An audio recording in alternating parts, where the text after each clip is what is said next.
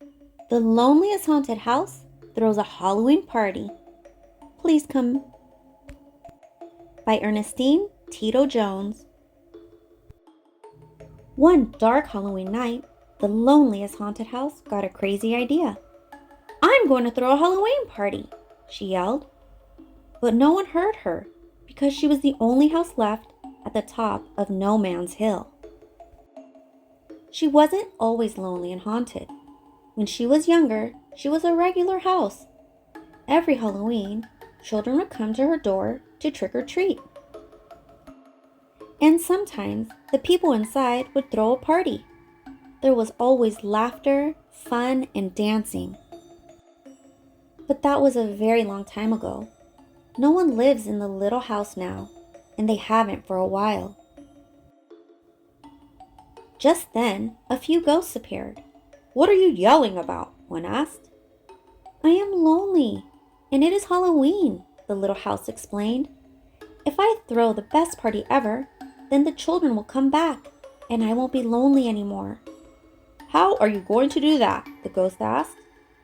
The little house thought and thought, trying to remember what went into throwing a good party. "I remember children love candy," she finally said after a lot of thinking.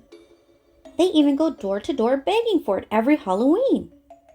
She thought a little more, "And I am pretty sure I have an old forgotten lollipop behind my fridge."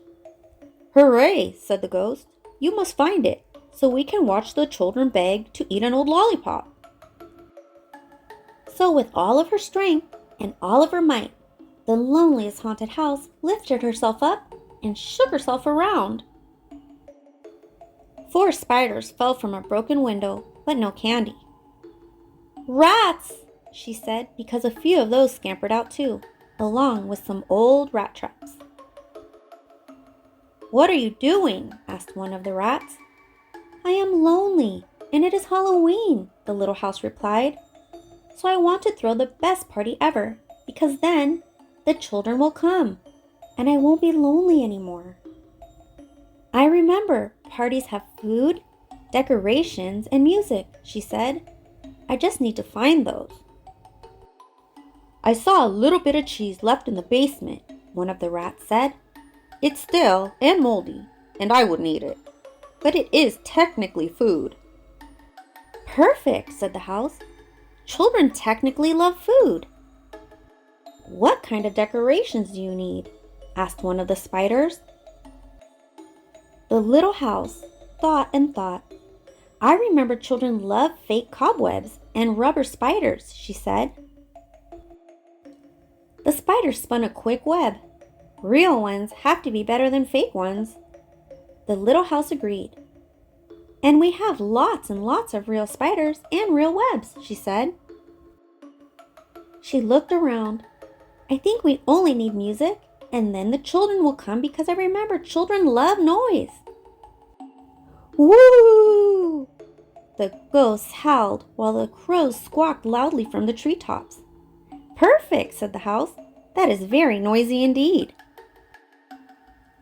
After they gathered up all the moldy cheese, decorated the entire house with real cobwebs and spiders, and had the ghosts and crows howl at the top of their lungs, the Loneliest Haunted House looked eagerly down the hill, ready to welcome the children back to her door.